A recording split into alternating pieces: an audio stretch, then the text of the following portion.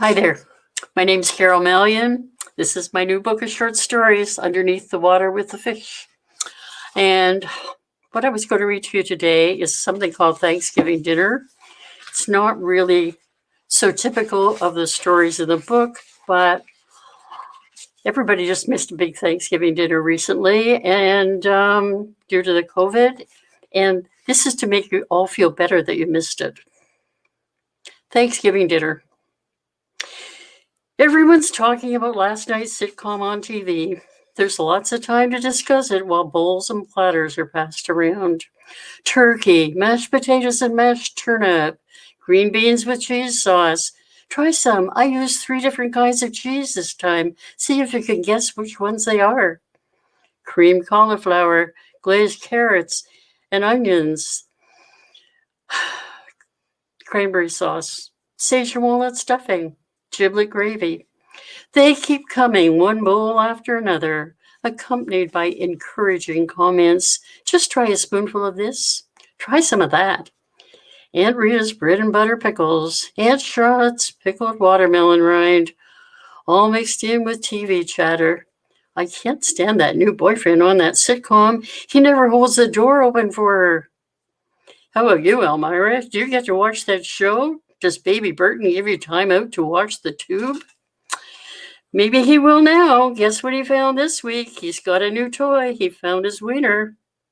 Oh no, says Grandma. That's too bad. How did it happen? Real easy, Grandma. He just reached out and caught it, the same way he found his feet. You'll have to get his dighties on faster. Well, my little sweetums likes having all his clothes off. I give him diaper breaks. He has sunbaths in his birthday suit by the kitchen window.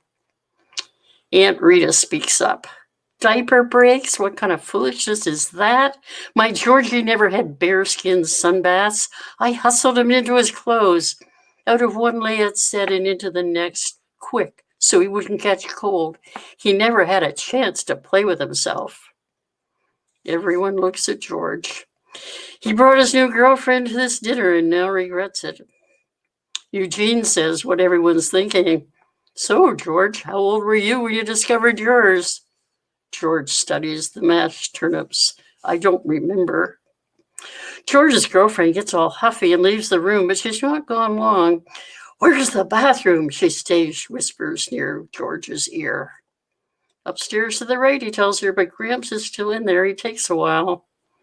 She glares at George. I'm in a hurry. Sorry, sugar. Too bad you're not a guy, Charlene tells her. They get to pee off the back porch. All those dandelions in the yard, they try to spray them like DDT. You're not supposed to know that, Charlene. You shouldn't look. I thought DDT was banned, says Esmeralda. Yeah, Esmeralda, it was. That's why we pee them to death instead. It works. Those yellow tassel heads wither right up. Really? Well, no, but we keep trying. You'll have to tie his wrist so he can't reach it, Grandma says. That's what I did with my boys. Everyone stares at the red faces of Uncle Roger and Uncle Herb and Uncle Virgil. Uncle Virgil glares at Grandma. Is that the truth? Are you serious? You tied our wrists? You weren't so bad, Virgil, Grandma tells him. Roger was worse. Uncle Roger tries to deflect attention. What about Herb, Mama? Didn't you tie him down too? Mind your own business, Uncle Herb hollers, trying to drown out Grandma's voice. No, I never tied Herb. I don't think he knew it was there. But Uncle Virgil interrupts. Anyway, what do you mean you tied our wrists? Tied them to what? The bed, Grandma explains. I tied your hands to the sides of the bed. You mean we couldn't even turn over? We might have choked. Well, you didn't, though, did you? You're all healthy as halibut. Just look at you, trying to argue while you're wolfing down turkey. You're more liable to choke right now. Take the baby's clothes off, Elmira, Charlene suggests. Let's see if we can find it again. No, you don't, young lady, Grandma shrieks. I'm in charge of what goes on around here. There's going to be no hanky-panky in my house. No hanky-panky. Kind of makes you wonder how this family ever got started in the first place, don't it? Uncle Roger directs his comment to Uncle Herb so he won't have to look Grandma in the eye. Grandma's sputtering. Now see here, there's no need for that kind of talk. Just then, Gramps returns. Grandma grabs his attention first. Do something about the boys, Pa, especially Roger. He needs a looking behind the woodshed. Too bad, Ma, Roger says. Dad can't beat us up anymore. He had to stop 40 years ago when we grew big enough to hit back. And now Grandma and the aunts start clearing the table and bringing in dessert. Everyone else is watching Elmira undress the baby. Baby Burton likes having his clothes off. He lies in her lap and coos. Then he pees into the air. The little stream wavers toward the dinner table, mostly into a bowl of fruit cocktail, except for a few drops that land on the pumpkin pie. There's silence for a moment.